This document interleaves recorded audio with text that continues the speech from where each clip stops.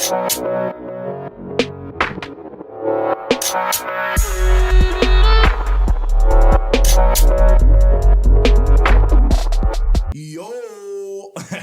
what up, guys? Welcome back to the Zaylee. Yes, sir. This is another episode. This might be episode number 5 with Cruz Robinson. You guys already know him, so we don't need to introduce him anymore. That's actually crazy. I don't need to introduce you because you already been on a pod. We official now. We official with it. Yeah.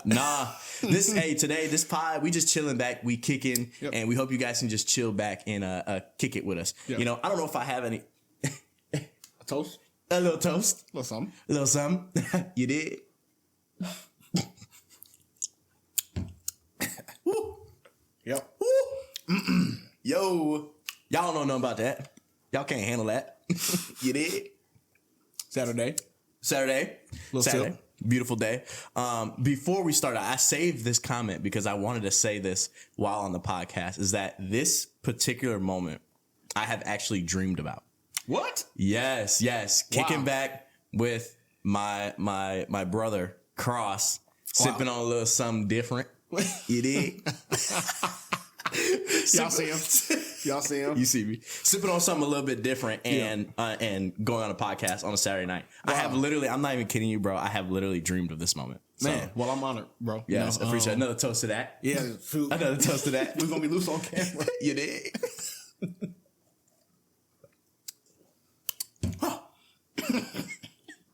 This is one of the finest beverages in all land. I'm trying not to get. Well, that's how people be like when they drinking their coffee. When it's extra hot. Sipping on early morning. That's how you just sipping on wine. Or we talking about people sipping on wine. Oh yeah. They'd be like, well, we drinking out these plastic Walmart cups. Right. No, but yeah, man. No, I just appreciate everything. This has been super fun. I mean, it's only been 5 episodes, but this is a kind of a dream come true just to start this. Absolutely. Like not like everything else is going to come, but just to start this is like a dream come true. So I'm so happy that I'm doing this. Yeah, for real, bro. And I'm honored to be doing this with you, and obviously repeat another episode, man. And I really enjoyed the last one. So man, we're just gonna keep this going, man. We're gonna do this, man. So hope y'all enjoyed as well. 100%. Cross was, I think, one of the things in the last episode we were talking about that just that storehouse of knowledge, and that was a very cool topic. Very cool topic. Now I don't have that topic starting off today, but you know, in the future we're gonna dive in all that stuff like over and over. We got to run back on that too. You did, because there's more to talk about. Right, 100%. Yeah, 100%. Okay. So, guys, if you want to know a little bit more about my process and how I do things, I write down questions that, like, maybe if I'm going throughout my day or if I'm at work or whatever, I think of something just super interesting that I just want to bring to people's attention. And I'll just write it down on a piece of paper. Or on a notebook. So what I got today, very simple question, nothing crazy, but I'll ask it to Cross first. Yeah. Is, what is the most beautiful place that you have been to? In the world. It could be the world. Because I know you're a traveler. So I have traveled. I'm very blessed. My parents, shout out to my parents when we were younger. My parents took us everywhere that they really wanted to go, and that really gave us like a lot of travel experience. Like, I'm very well traveled because of that, like getting in and out of airports and stuff. So that was always cool. But I have to say, it might be a tie.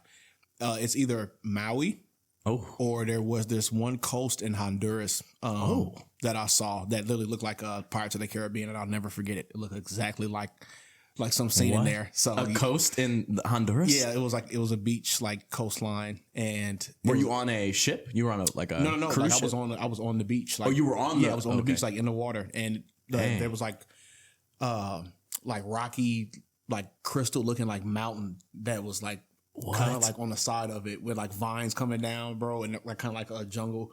It was so cool. And a tour guide, we got there in some like rickety bus, and the tour guide was like, we have to literally go like in the dead of day. That's why this like is early, because people be getting butchered, he said, with machetes at night. What? Yeah. By like people? Yeah, like the gangs and crime there is terrible. Oh, in Honduras? Yeah. So, but anyways, that one place it looked like the Pirates of the Caribbean. It was so beautiful, man. Dang. So like, Yeah. so you were on the beach and you looked out at like another beach, essentially, like across the way. No, or it was like just like it was connected. It was like connected to that. Oh, Yeah, it was so cool. I'll never forget it. And this was crazy. This kind of like a side story to that place. okay.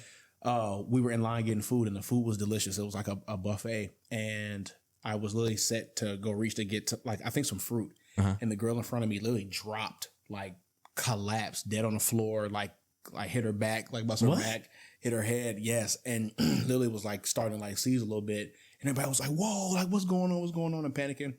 And obviously, my dad was there. He's a doctor, so he was like, "All right, like let me try to see what's going on." So he tilted her like neck up and stuff, and got her ice towels and stuff. But the dad was mad. She had a heat stroke, and he was like trying to not accept that that's what was going on. He was like, "No, we're from the South. She didn't have no heat stroke." Like, she died. He talking about like that's your best case scenario. So. But yeah, that was crazy. He trying to flex it off. Yeah. Like, we from the South. Yeah, like come on, man. That don't matter. So it's even further south. It's Honduras. They're right. This is a whole different part of this. Probably, but it was so was the air like when you were on the beach, was the air like muggy or was it like thick? It was very humid. Okay. That was probably the most humid place I've been, I think, actually. Okay. It was it was hot. Wow. It was a different type of hot, yeah. What I just want more. So I'm trying to get a picture in my head of what it looked like. You said the crystallized mountains on this coast. It's so like, what does crystallized mean? So like, you know how like crystals are like jagged and just like the mountain itself, the rock, maybe through like erosion or maybe because the sea level used to be at that level. Oh. It formed in such a pattern and it was kind of like crystalline, like the sun was beaming on it. And it was kind of like reflecting the sunlight off. It was so cool, man. It was a beautiful sight. What is from your travels? What is something the biggest thing that you have taken away from your travels? Just about not necessarily. Well, I would say two things about the people and also about Earth itself. Just like the environment. What are those two pieces you've taken away? Biggest thing you've learned? Wow. In terms of people, actually, whenever I travel, that kind of like restores my faith in humanity again, because I always, or my family, we always end up meeting somebody that is unlikely, in whatever way you want to describe, that we end up connecting with or just talking to, and they're like really good people, you know what I mean? Just not trying to put up a front, like really genuine, great people. And so I always just come away from it thinking it's better than it seems, a little bit more positive, just in terms of the condition of the earth and people. And then secondly, just in terms of the earth, I think we have like still so much to discover. There's things that I've seen and have done, again, thank you, like from the blessing of God, that I've been able to do, that it looks like another planet. It almost really seems like another planet.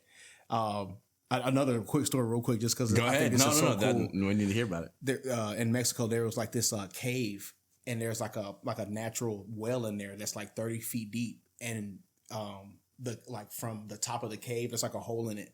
From the top of the cave is like a 25-foot drop, bro, and they let tourists do it because it's so beautiful and like lit down there. It literally looked like something out of I don't know if you've seen like any of the King Kong movies, but in the latest one, he was in Middle Earth. It literally looked something like that. No, I'm not kidding you, bro. And I did it at 8 and 9 years old, and I remember just I for real felt like I was on a different planet. It looked so crazy. And you just jumped? Yeah, I did. 30-foot drop? I did. My mom was hot, but my dad let me do it. And I had to. I just had to, bro. And that was another. I think that might be up there too, honestly, truthfully. Where was that? That was in Honduras? Or that was in Mexico. That was in Mexico. Okay. Yeah. I don't know if you said that. Okay. Yeah. That Near was the pyramids. By the what are those pyramids called? At the Aztec pyramids. Yeah, the Aztec pyramids. Yeah. Interesting. Mm-hmm. Isn't it interesting how there's so many pyramids around the world? What's your take on pyramids? I personally believe aliens made the pyramids of Egypt. You think so? I do, yes. That aliens did it. What type of alien? Like, maybe not aliens, but I just don't see how I don't see how the theory that's commonly held is possible. I don't see how men just, because again, those are like Herculean sized stones. I don't believe you just had men with ropes. First of all, what type of rope is that strong for you to just tug upward on an incline like that? And again, again, they've done like history channels have done documentaries on it. The math on it is perfect. Like it's a mathematically perfect design. So and again, it's not necessarily replicable in that form. I know you can build a pyramid, but even the way it was built on the inside, like they're even more intricately built on the inside. It just, even architects to this day say that it's genius and or otherworldly, because it just doesn't seem possible, especially with the tools they had. So that's my theory. I don't know, man. Yeah. I guess I got two questions. The first question, I'll let you dive in. Do you believe their analysis that it was a tomb? No. Okay. Just flat no? Nothing with it? I mean, it serves as one, definitely, but I definitely feel as if it has another. It served as a tomb, but it had another purpose previous to before it was a tomb. Yeah. That's a good answer. I definitely believe that, because it's just like, again, it's just it's still a wonder of the world to this day for a reason. You know what I mean? Like that's weird to me. Okay. So, the second is I ask you to question this. So we know that the Library of Alexandria or whatever was burned down. Right. And that was supposedly supposed to house all this information. Yeah. Potentially, because we've heard, and more that I've learned about history is that progression, technology-wise, is not always linear, right? It's not always consistent to where it just keeps, rising as you go. Yeah. Right? That you have these falls in knowledge and then gains. So when a society that may have gained a lot of knowledge in one area, far as let's just say construction, for this example, right, and that knowledge was lost through wars or destroying of the Library of Alexandria or whatever, just some famine or something, that knowledge dips back down a little bit. Maybe not back to where it was before, but it dips back down a little bit, and we maybe have lost the knowledge of advanced construction, like what they were doing, or at least the tactic, because some of the things that we do in society construction wise, they probably couldn't do. Of course. And there's some things that they do that we can't do because we've lost that knowledge. Correct. So now as we're coming back up and we're more progressed in other ways, like phones, internet, maybe even AI technology, we ain't gonna go on that. Right. Maybe even AI technology or other things. We're progressed in that way, but we have lost that construction ability, or we have lost some mathematics that will allow us to understand how they were able to move these stones. Yeah. For instance, we think of things like how we would construct them, but we know that back in those times, they didn't have construction practices like we did. It was probably virtually completely different. So what I think is that humans did make them. Yeah. And I believe that humans in the past were a lot smarter than we give them credit for. Yeah. Especially Africans. There's a lot of structures in Africa that we can get into in some time. Yeah. That are perplexing. Yes, that's true. That's very true. To look at. Yeah. They're perplexing. And I was actually, this can run me into a little bit of a story. Yeah. I was in Atlanta and I met a guy from, what was it? I'm trying to remember. Ethiopia? Yes. I was in Atlanta. I was in an Uber, right? And we were driving. Yeah. And I met the Uber driver was Ethiopian, right? And he thought I was Ethiopian. I don't know how that mixed it in. He thought I was Ethiopian. He was like, you could look Ethiopian. Anyway, he's like, you look Ethiopian a little bit. I was like, I don't know, bro. But he told me that there is structures in Ethiopia that people can't understand how they're building. They're just beautiful. It doesn't make sense. So my theory is that, if you put a lot of time and a lot of effort, which they did in Egypt and also Ethiopia or whatever, that you could build some impressive things. But for us, we have a lot of laws and regulations of what we do. And we have beautiful structures today. But I think that knowledge just has been lost. I really do think humans did it. I do. Yeah. No, that is a very good point. And that could very well be possible. I think that's a much more reasonable theory. I think where my theory lies in their origin is, I think, their religion, their hieroglyphics, and the way they're just so, dedicated to it. Not every culture has their, pantheon, but the stuff they were drawing, and then the depictions of what they quote unquote saw or were experiencing. Now, maybe they could have all been off some type of drug, that to make them to even come up with that stuff. But you never really know, and that's what kind of just makes me feel like something else could have been there at that time, and maybe they were seeing what they were seeing and depicting it in hieroglyphics. But that's kind of just where my theory lies. But I think yours is more reasonable. No. Yeah. I don't think there's even a reasonable or unreasonable. I think we should go down all avenues and question all avenues and have fun with it. Because ultimately, we're probably never going to know who actually did it. Right. My thinking is that humans did it. And those humans were very smart in their own ways and dumb in other ways, for sure. Right.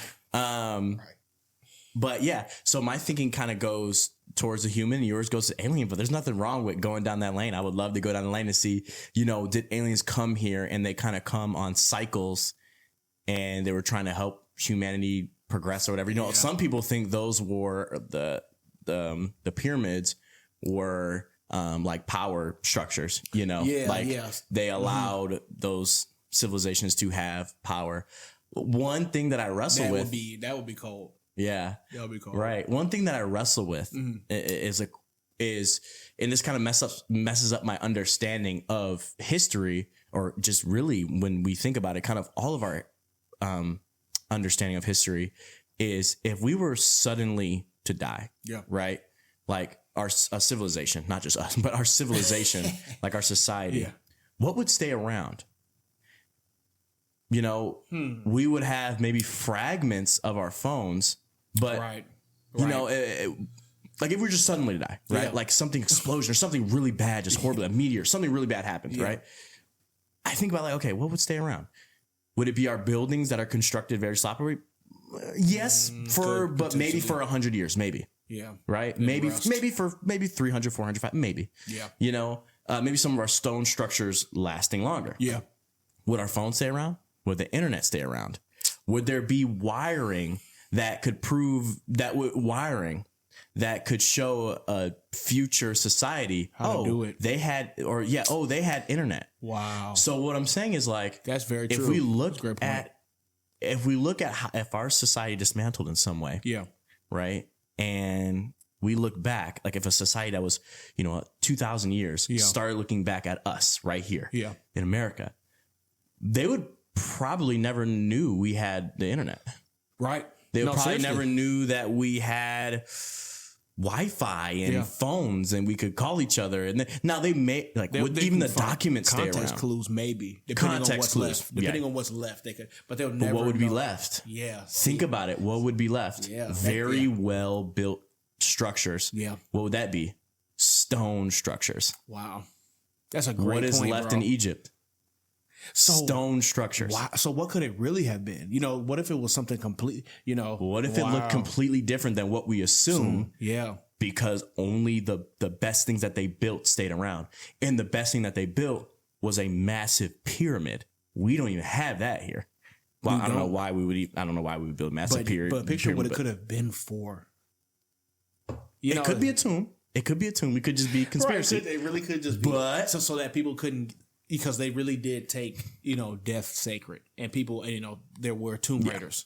So that's a very, very, very extreme measure, considering how long they claimed it took.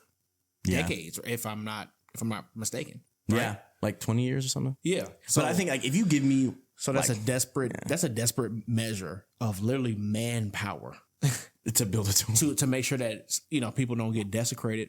But again, if they believe that that's how you get people into, I don't really know the true meaning. That would probably serve us better in context if we knew the importance of their tomb and really what that meant to them. But other than that, bro, I'm really inclined to believe that it was probably some power structure. Bro, they could have something totally different than what we think. Way more advanced than us. Just all of that. Maybe. And that's just a hypothetical thing, but who knows, bro? Because I don't know. I mean, we weren't prepared for this topic, but I don't know how far our history goes back. Like far as like how much do we know about Egypt? Yeah, that's like concrete to a certain extent. Yeah, but I'm sure at some point it goes away because the pyramids were there even 2,000 years. Was it 2000 BC? Yeah, like even before that. Like, what did it say? It was like. One of the queens of Egypt is closer to our time than when the pyramids were built. When they were first built. It was Queen.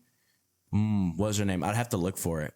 But yeah, so those are incredible structures. But since we're on the topic of incredible structures, because I like this. I like the topic. He said, I like this. I like this. I like this. So I'm assuming that you're familiar with the Dyson Sphere, and I'll explain that obviously for the podcast. I've heard the Dyson Sphere. But off the top of my head I cannot remember what it is. Go ahead. So essentially what it is, it's basically a theoretical structure that scientists claim is possible at some point. You would just have to have the means to travel. It's a super mega structure that essentially would encapsulate the sun. And we would literally have infinite hyper energy. We could literally probably travel throughout the universe with that type of energy, with that type of source of power. So now again, that's really, really crazy sounding. It's theoretical. It's theoretical though. And scientists really kind of discuss it almost in seriousness. In terms of some society. Now, this is kind of like another topic tied into it. That is a sphere that scientists say would be achievable by a class or a type 5. Yeah, type 5. That's what I was going to get on. Yep. Yeah. And basically that's pretty much peak. That's like humanity at peak form, right? Where we can use all the energy of the earth in our galaxy and or would that be a type? Dyson Sphere is not at the end. Yeah. Dyson Sphere is just what you're talking about, those civilizations is... And real quick too. Go ahead. No, make your point. But the question I want to ask you is, do you think it's possible, and if so, when? Okay. Ooh, so that's a good question. After you I'll break it down a little bit more because I do have some knowledge on this. I would have to, right? I'll probably post some material right here so that you guys can look at it right. Like, go to it because do not trust us. Go to it. Yeah, please. Look at that. The levels are just too advanced. Wow. Okay. So y'all hear 'em. Yeah. So with those civilizations, I forget exactly what those are exactly called, but there's like type 1, type 2, type 3.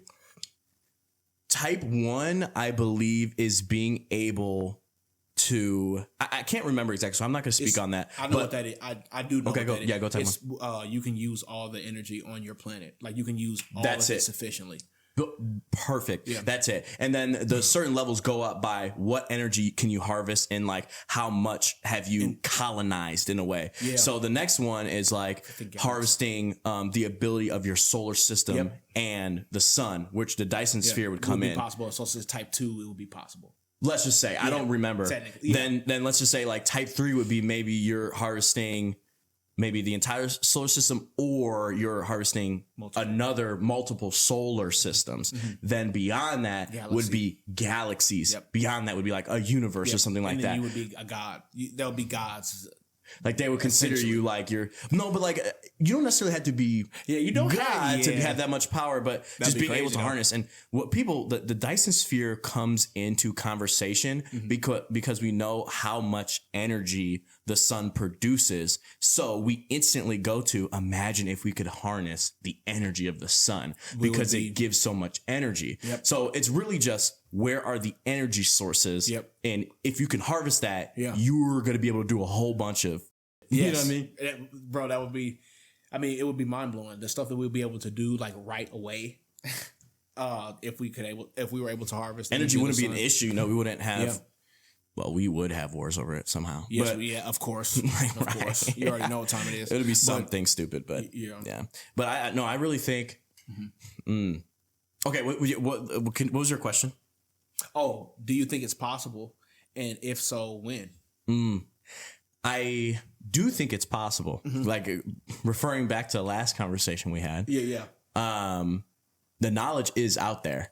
It's in the knowledge realm somewhere, but it's very far away from us. Yes, it is. There's no way we're not gonna be able to get to that until we hit a whole bunch of steps to be able to unlock that knowledge. But the knowledge is there. Yeah. I just believe it's a lot further away from us than we could even possibly imagine. Yep. I believe, wow. Very well said. Yeah.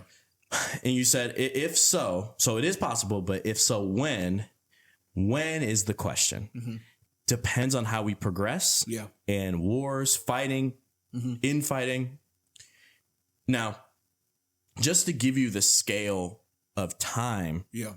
You know, I've told a lot of my friends this. Maybe you've heard me say this in the past. Maybe not though, but I always feel like we live in the past. Yeah. I feel like our life is so archaic.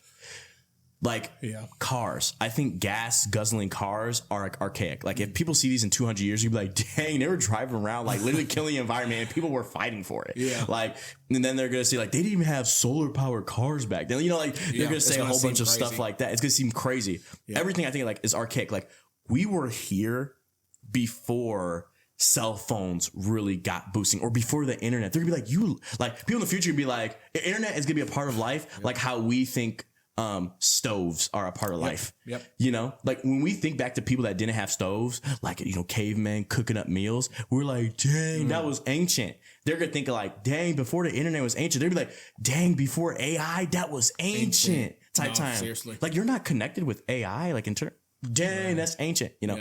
Yeah. Seriously. So we're going to be feeling old soon. I think we could do some of the things that you're talking about. Yeah.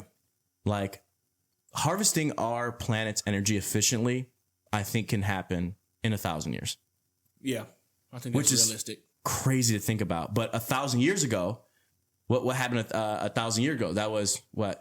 10, I'm sorry. Wow, this is terrible. Like 900 AD, you know, 1000 AD. Yeah. What were they doing back then, bro? They were in the Middle Ages like fools. Like they didn't like imagine. They didn't even know. Europe didn't even know that America existed. Like the Earth wasn't even connected yet. But now the Earth is connected 1,000 years later. So I think 1,000 years from now, 1,000 though, that's a 3,000. Yep. That's 3,000 BC or AD, right? We're only in 2000. That's crazy. Jesus was just here 2,000 years ago. That's it. Now that seems like a long time. That's nothing. Yeah. That's why I feel like we live in the past. I think we can do some real solar system harvesting or whatever. Yeah. Maybe by year like 5,000. I think that's realistic. I really do. I think that's realistic. It's just, I think just like you say, you keep saying this, and I think it's a really great point. Unfortunately, it's true, but it's a reality. Wars, I think. Really, wars are the biggest factor, I think, on how technology advances. Because one thing war does leave is devastation, and that is like it's really a motivating factor to get the next best thing, like, you know, to push to get the next best and to prevent taking that type of elegant or to prevent that situation at all. That's why we have bombs now that can literally destroy the planet.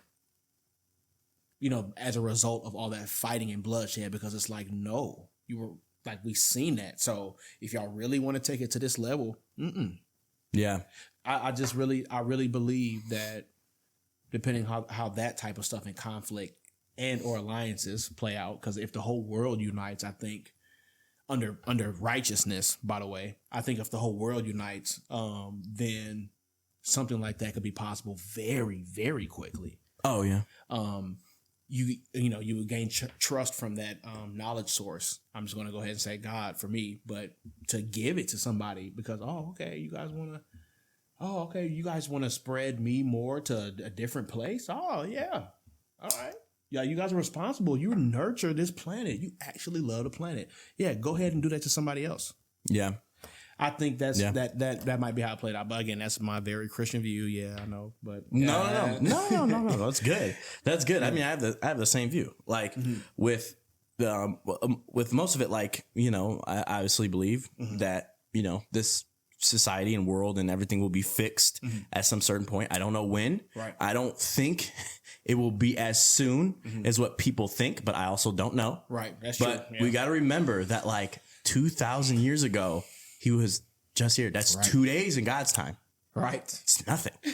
Right. Wait. Yeah. 1,000 years is God. Yeah. So that was, what, 2 days or something like that? That he was just here, like chilling. Like, so yeah. So my thing is like a lot of the universe, I believe, is created in such a way. Yeah. I shouldn't say I believe this, but this is just a theory. Yeah. Could the universe be created in this way that we see today, with just billions and billions of stars and galaxies and just even more planets, because humanity will get there one day to be able to colonize most of it? And that would take millions and millions and millions and millions and millions. But think about 100 million years from now, if we progress the same way and things get fixed. Yeah. And we progress the same way. Yeah. 100 million years. That doesn't, now when you think about 100 million years, that doesn't seem so out crazy that we would have an interconnected universe. No, like it does universe, not at all. interconnected After universe. that much time? Are you kidding me? Bro, like What could you, but that, yeah. Like I'm in a complete agreement with you. You just really don't know. And I really think that's a great theory, that it's all out there. You know, we're looking at it now, but it's like, you know, look. You know, go ahead and look. It is possible. You know, you're seeing it. And also, too, that is a very, again, going back, I guess, to my view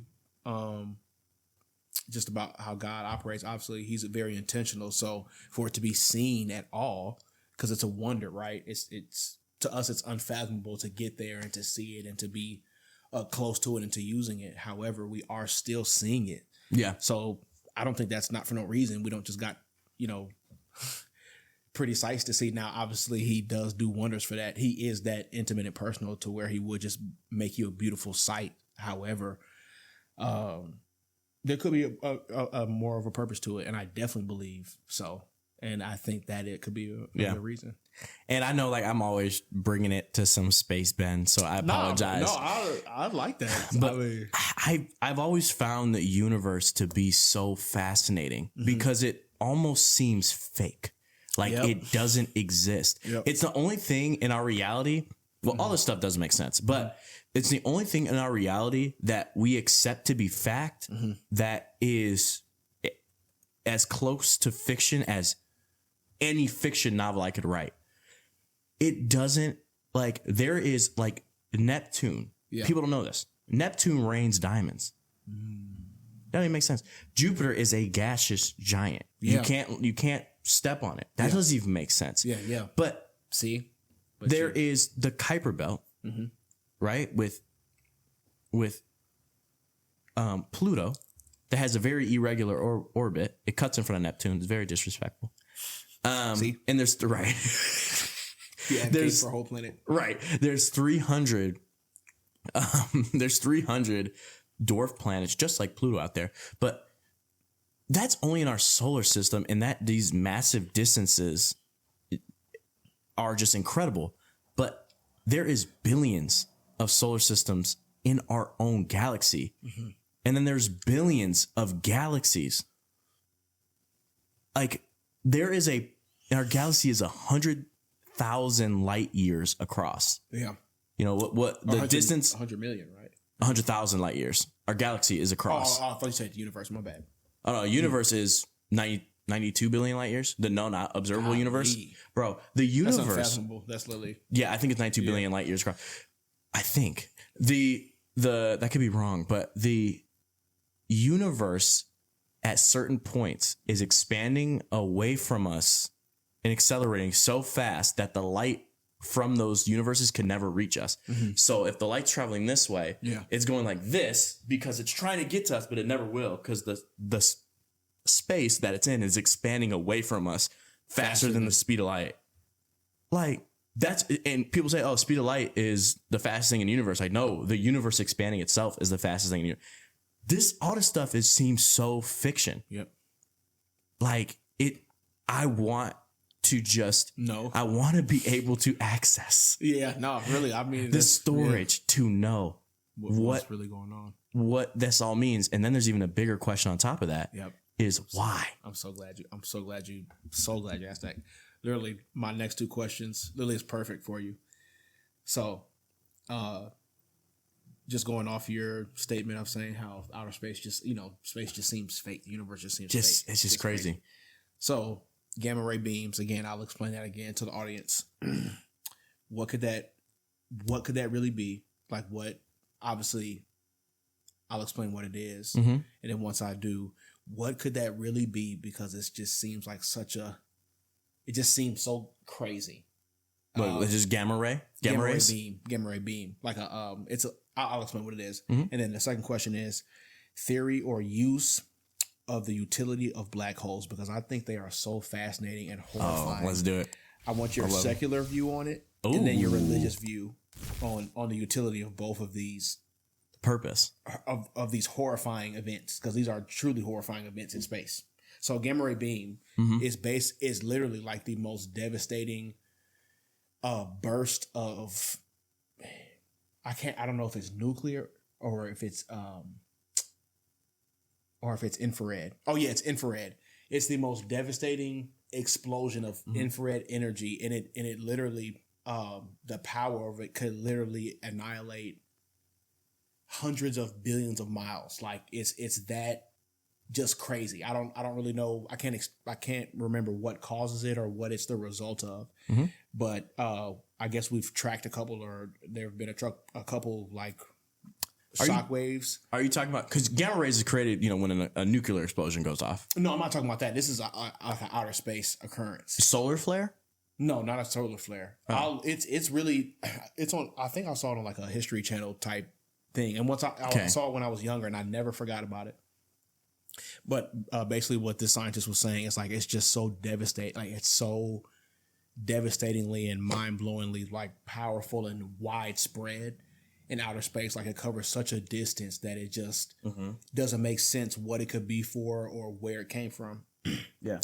So that's always been very interesting to me. And then obviously I don't really have to explain black holes, but the size of them, the way that you can't even see them, obviously if the pictures are authentic, the way they look, that is horrifying to me.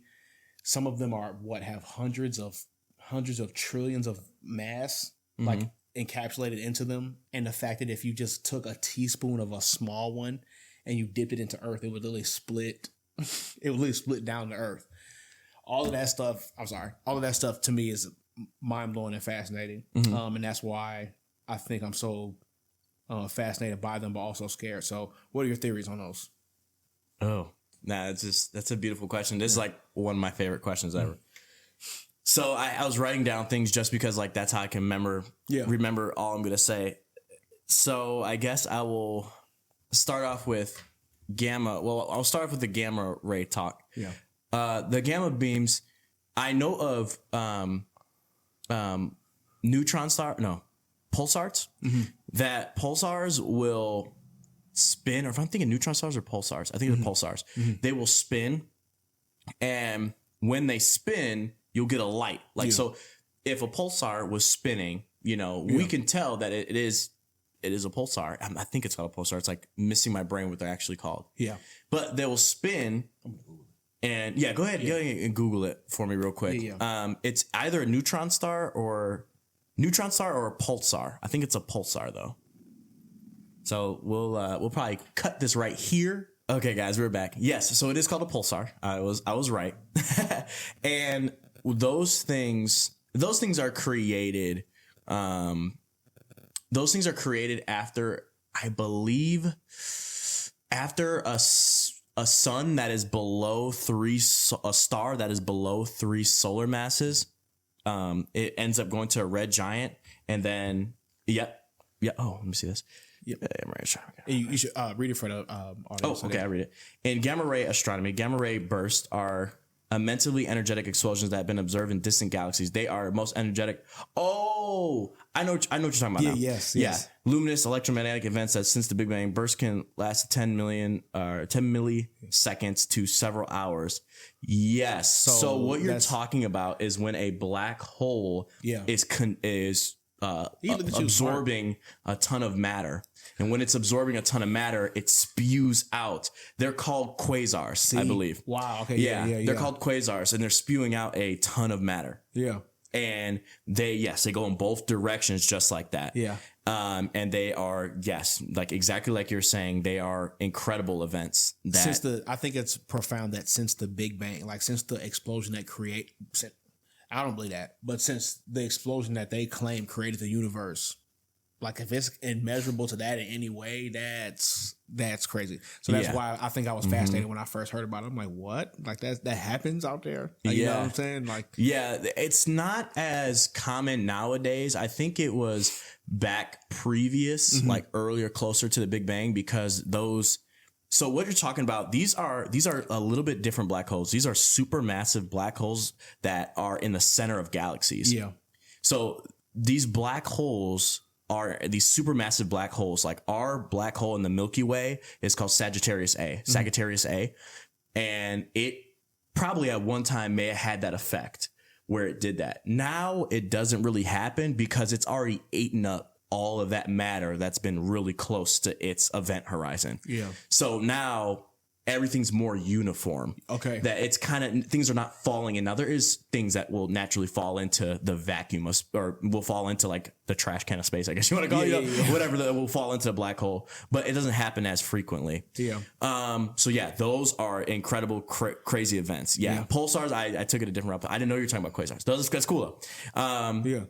Yeah, I don't really have an explanation about those. Those are just crazy. So it's just crazy. So does, like, is the black hole at that point, is it just so dense? Is it just so impossibly dense at that point? Because it's already technically impossibly dense. But is it just so, like, way past the point of reality that it just has to emit, like, basically just, like, release at a certain point? It's the physics of how much matter that it is gathering. So if a black hole is very active, quote unquote, that doesn't mean the black hole is different than any other black hole. That just means there's a lot of matter falling into it, essentially. So when there's a lot of matter falling into this black hole, the black hole itself is not shooting out these beams. It's what's happening right like between the event horizon and the black hole. So what's happening there is there's so much matter that it eventually just shoots out in that way. Is what I remember. That could be wrong. I'll probably post some links to what exactly is happening. But that's what I remember about it. So then your second question was about black holes themselves and my secular view. Just like, right, and my secular view, and then my religious view towards like, just like your, I guess your more just practical view on it, like just like your thoughts on them, and what purpose they could serve. Because to most, or to me, they just eat up matter. They're just bottomless pits that just float around.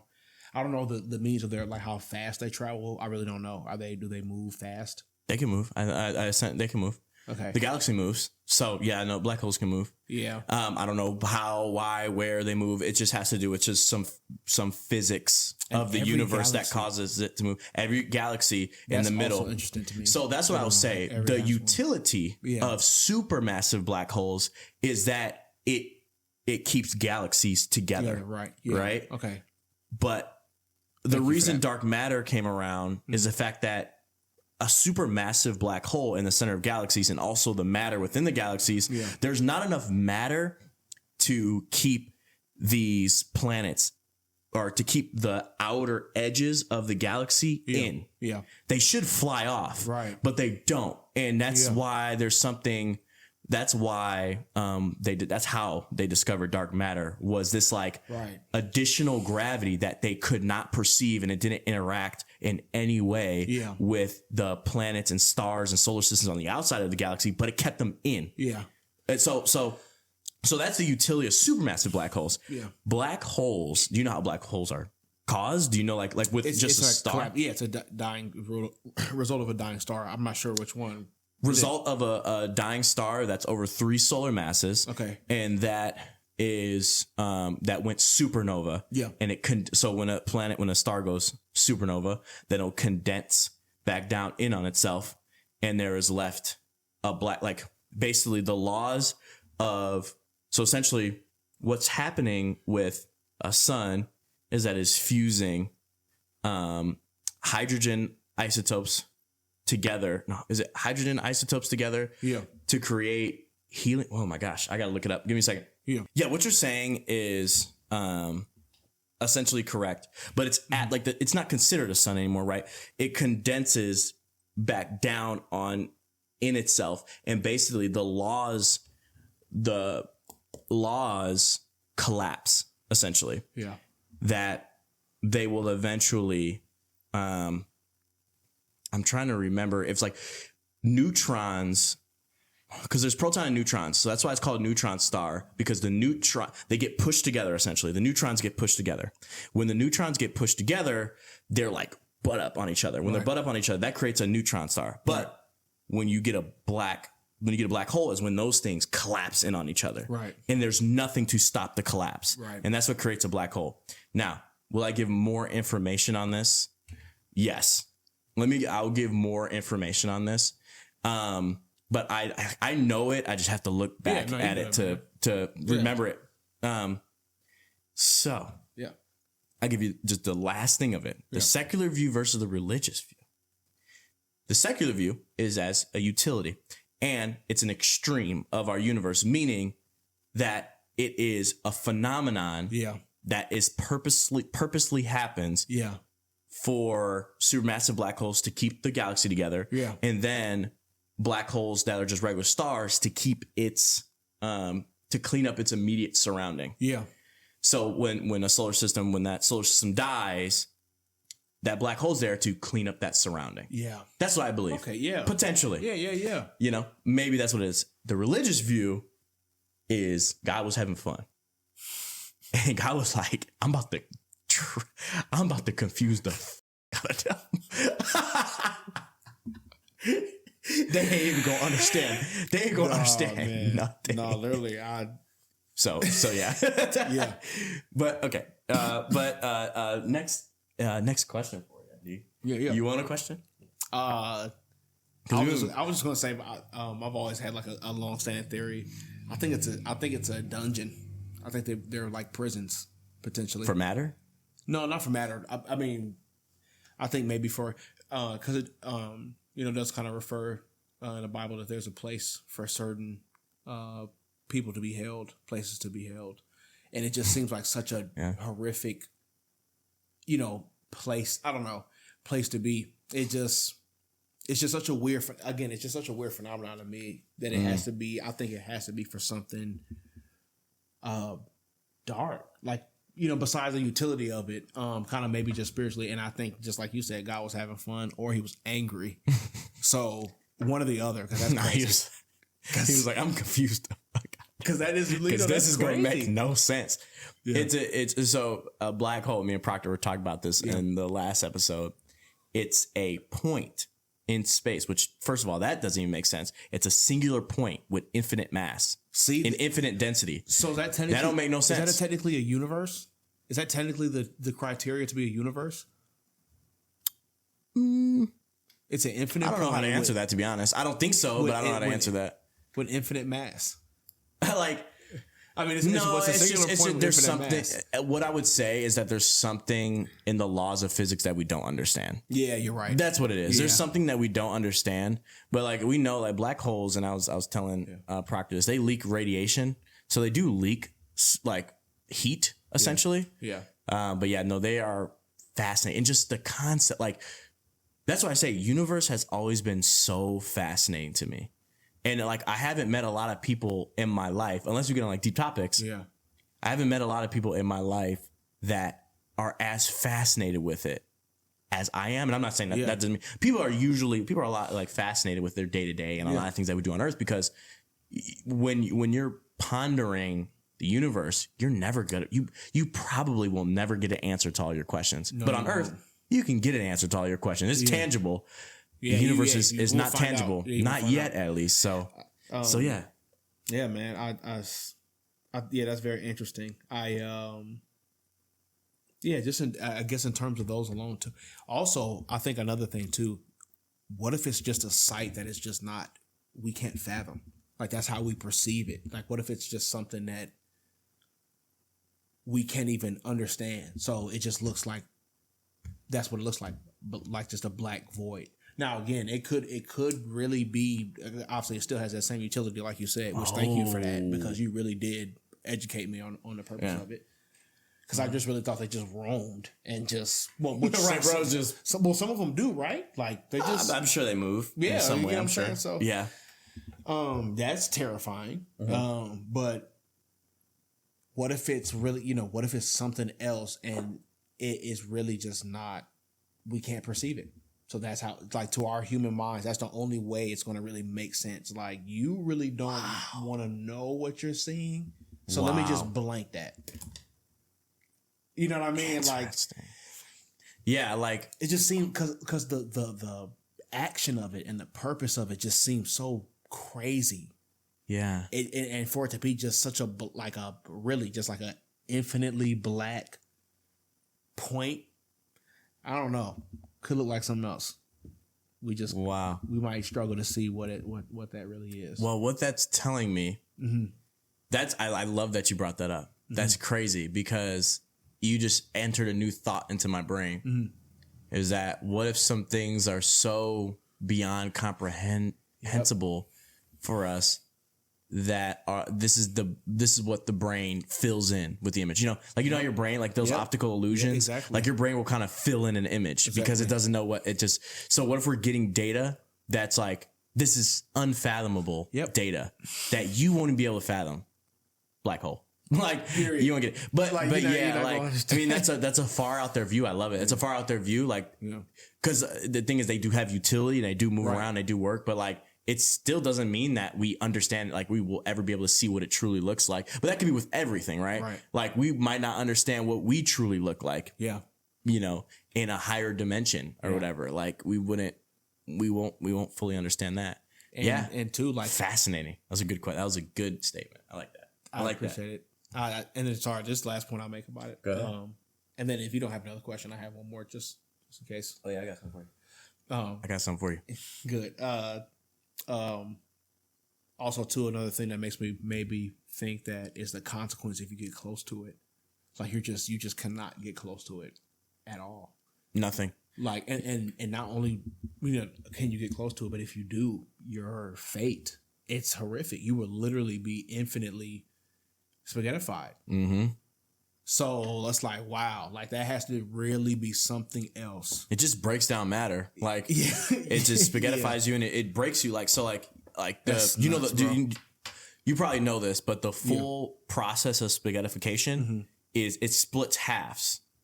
So it splits your body in half. Then it splits your leg to your torso in half. Then it splits your upper body or your torso up in half, and then it splits those pieces in half.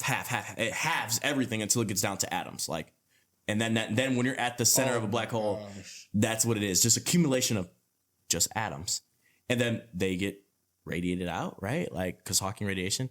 But yeah, no, we won't understand that. I mean, maybe in the far future, but that's something for future humans to figure out. Or maybe we can have some people that can get started on it. But yeah, no, that is very awesome. Was that your second question? I got something that's a little bit different, but no, go ahead. I don't. Did you have another question? No, I've been asking questions back to back. No, go ahead. No. So my question to you is, what it could be space related or it could just be regular related, because I know people would Isaiah back on the space topic. It's a good conversation. But when we're talking about okay, we talked about space for a little bit. Yeah. What is it? It doesn't have to be space. It could be just reality, whatever. What is something other than black holes that we talked about that confuses you about life? Just trips you out. There's like something about our day to day. Yeah. Or it could be about something profound or out there. What trips you out? Go ahead. That's a good question. Yeah. Something just something that's like, I guess I'll answer like day to day, and then I'll do like out there. Yeah. I'll answer from. Yeah. Let me ponder on that. Give me like 10 seconds. I just want to make sure that I really. No, think about it. No, that's a really good question. Man, I think what confuses me confuses me on a day-to-day is or the thing that really like trips me out is just the condition that this generation and then society has gotten to. We literally are to the point where people are making songs about stabbing 14, 15-year-olds, literally making dances out of it, peeing on people's graves. People are literally being taken to jail because they won't say certain words. I think really that's what trips me out. It just kind of seems like stuff is really falling apart on almost like not only just on a structural end, because obviously we're in a recession economically, but just culturally, people just don't love each other at all. We just seem devoid of any love and any type of order and any type of structure, and that really hurts my heart day to day. No lie.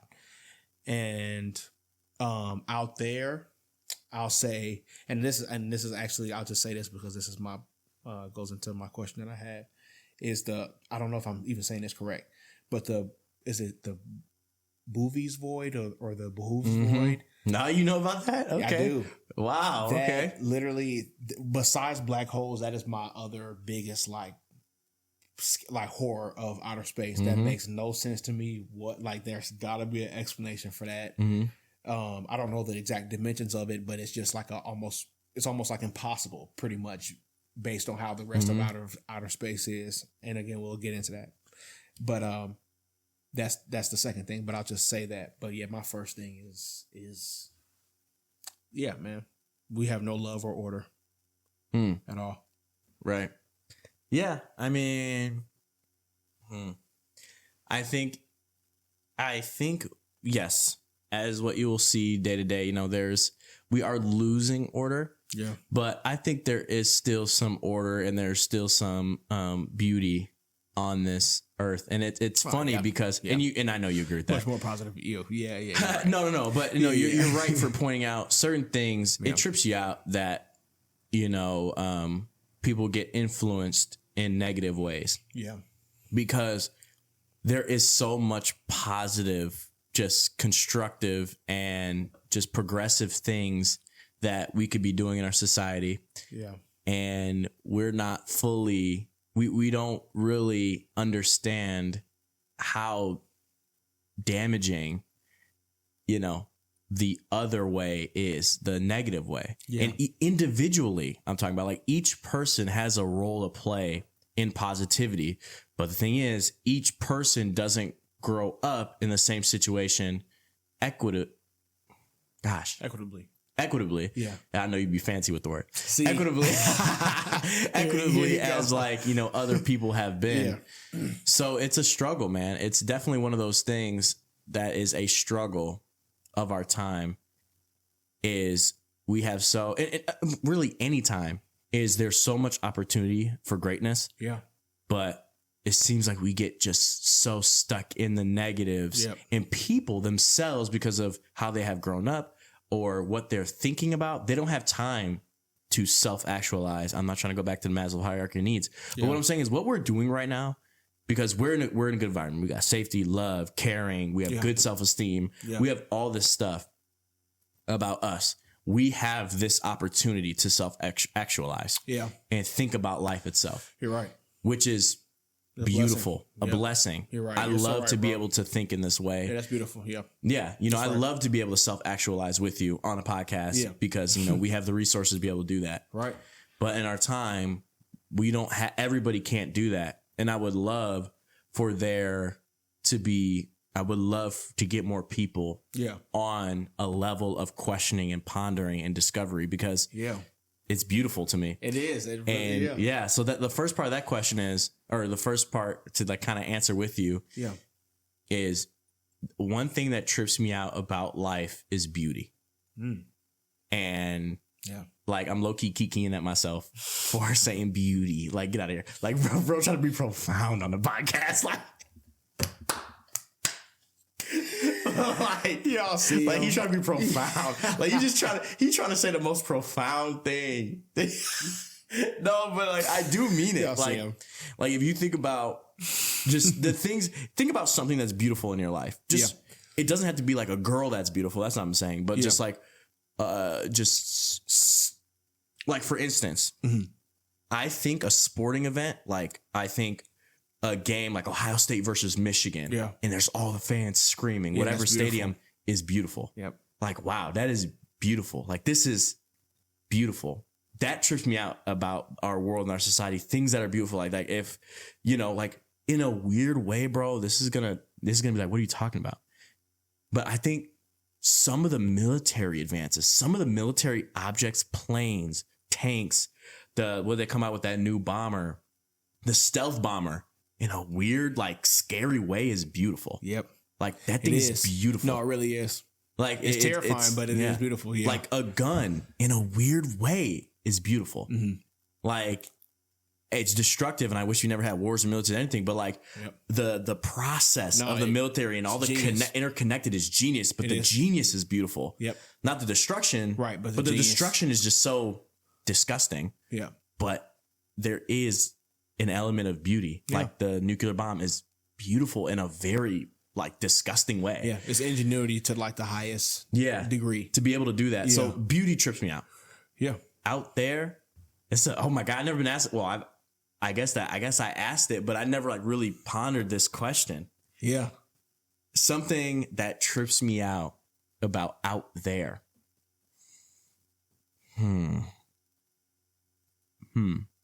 I think the thing that trips me out about out there, and I have said this before, is there is, you know, between 100 and 200 billion galaxies, or 100 and 200 billion galaxies in our universe, with inside of them 100 to 200 billion stars. Yeah. So 100 to 200 billion like solar systems within those galaxies, and then averaging roughly 5 planets per star. And we don't have this interconnected web of aliens, like of life.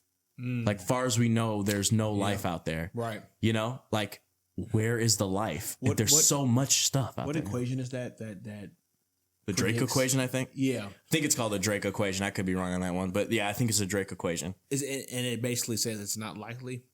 Or is there an answer to it, or is that just a... I think the Drake equation, like what it comes down... It's a hypothetical? I forget. Yeah, it's all theoretical, but like, I forget what it is.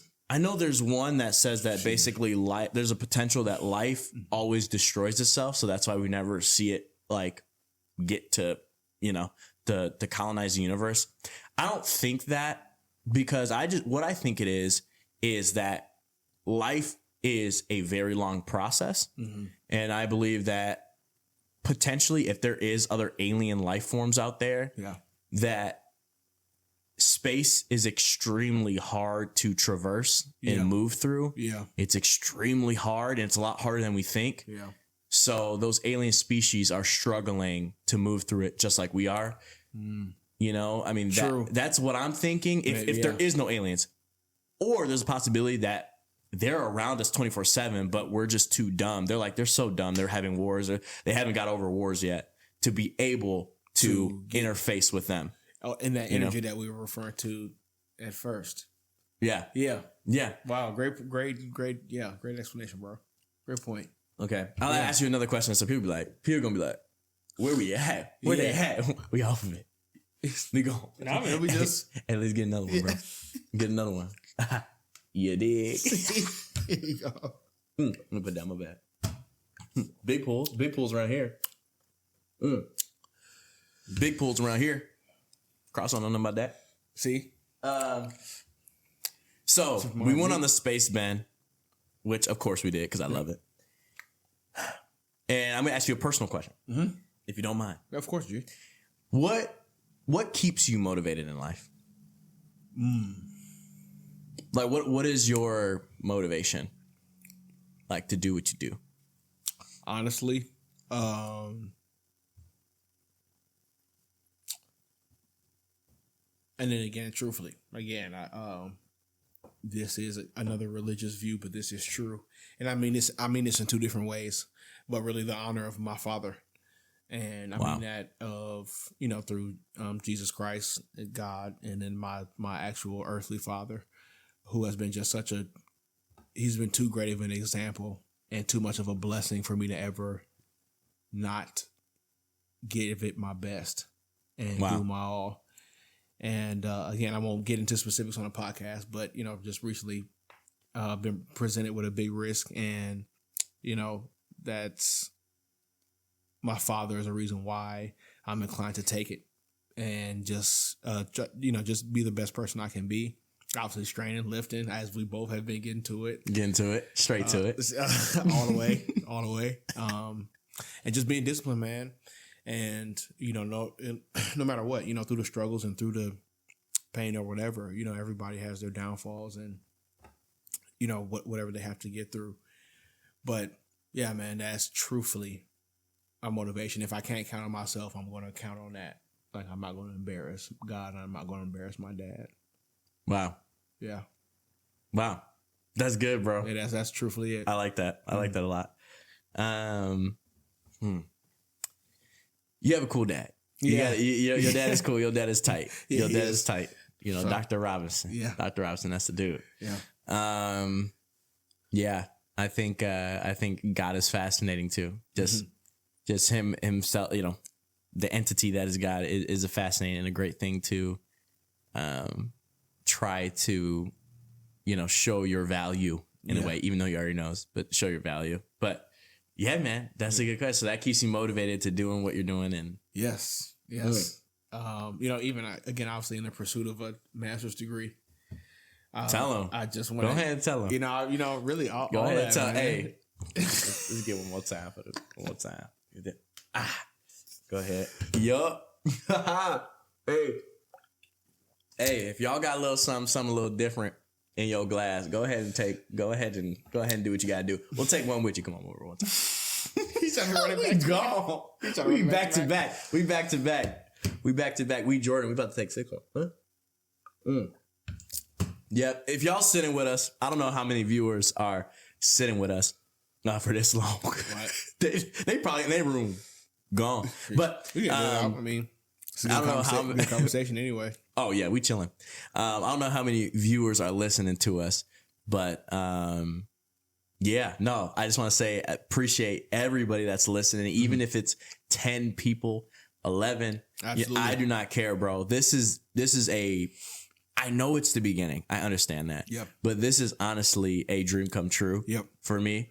And I'm blessed to be in a position where I can do this and have fun with, one of my best friends. That's love, man. And this is something I have dreamed about for a long time of doing. And I appreciate any love. I don't care if it's 10 viewers. We're going to be putting it on for the 10 viewers. But tell your friends. Yeah. Okay? This is the perfect time to say like and subscribe. You dig? Show some love. Show some love. Like and subscribe. Send it to your friends if you're feeling the vibes tonight, because we are. Let me take one more for the fans real quick.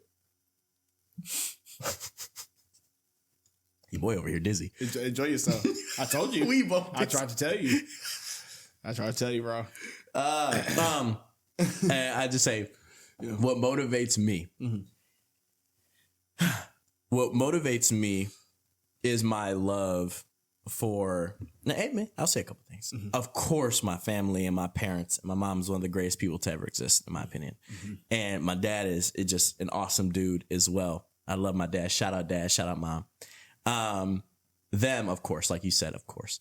But another thing that motivates me is the beauty of this universe and progressing and trying to find that in my own life. Because I think even this little podcast that maybe 10 people are watching to this point, that this is beauty in a way. Yeah. This is a beautiful thing, a cool thing that really I hope. It's a great moment. Yeah. I hope God can look down and say they are trying to make positive, fun. Yeah. And they're doing things that are passionate. Yeah. This is what it's about. Yeah. It's positive. And there's other things for people that, that will that's, you know, something that they're doing that, you know, that's what it's about for them. Yeah. You know, maybe it's playing a guitar in their room or whatever. Yeah. I really do think when you're doing something that you love and that's positive and you're passionate about it, Yeah. and you're making a good mark on humanity, Yeah. that's what God loves. Yeah. You know, of course. Yeah. like if it's guitar in a room or if it's, you know, whatever it is, whatever your gift is. Yeah. Whatever your gift is, whatever your passion is, man. Like, yes, I couldn't agree with you more, man. This is beautiful, and it's a great example, and we need more of it. It just 100%. Again, not a character, not gimmick. We really are just sitting here as brothers. Obviously, we've been through it, with each other, man, and just are chopping it up, man. Just being authentic and not pretending. So that's what we need to do. Whoever you are. Even, you know, especially my black man, because I know we are just so pushed to portray a character. Shout out to the bros. Shout out to the dogs. Seriously, man. Shout out to the dogs. Don't, for the dogs. Whoever you really are, I don't care if you like anime. I don't care if you like cartoons. I don't care if you like sport, whatever it is. If you like finance, if you speak well, you know what I'm saying? Because I got mocked. I have been mocked for that throughout my life, for speaking well or sounding white. So stupid. Because that really is just black people telling on themselves, basically saying that they equate stupidity with being black. But you know, we'll talk about that in another one. 100%. Anyways, man, just really be yourself. And if you're not around people who, you know, will let you be yourself all the way, you know, obviously everybody has their, you know, you have to give and take in a relationship, but man, just make sure that you are nurtured and loved too. And if you can't get that from anybody, then you might have to just rock it out, you know, and that's you got to find that person. But always, or, you know, not even necessarily that, but just, you'll find what you're supposed to, basically you'll find what you're supposed to do. And if people aren't rocking out with you, you know, then go ahead and tell them, bro. Eventually you will find it. You will find it. And that's just it, man. 100%. 100%. That's yep. Yeah. Yeah. I don't know if I have any parting words, man, but that's it. What Cross is saying is completely right. You gonna find your path, you gonna find your purpose, and that's all I got to say. Yes, sir. Much love to you guys. I think that's a beautiful place to end it. You know what we gotta say. Yes, sir. Man, we're gonna come back next time. Make sure to show up next time, y'all. Make sure to show up, like the video if you actually liked it. I really want this to grow and be fun for everybody, you know, friends, family, whatever. I'm really passionate about it, and I respect I love everybody and respect the time that you guys are giving to actually watch and listen if you're on Spotify and listen to this podcast. You know, you guys are amazing, and I appreciate everybody, and hopefully we can keep this thing going. Absolutely. Positive vibes. Y'all get out there, grind, get it, have fun in life, y'all. We out. Yeah. I hope you guys liked that episode. Do you think they liked it, Stella? I don't know. Well, guys, go ahead and you can go ahead and subscribe to our channel or click on another one of these videos so you guys can see more. Say bye to him, Stella. Bark.